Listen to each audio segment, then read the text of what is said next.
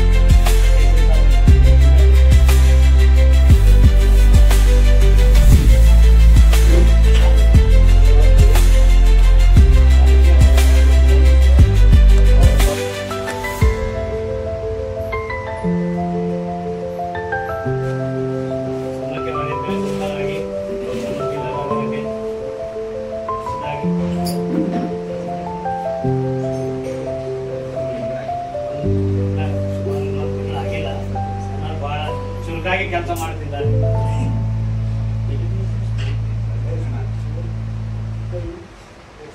ನಮ್ಮ Fayaz Ali Amalapur youth club president, Karnataka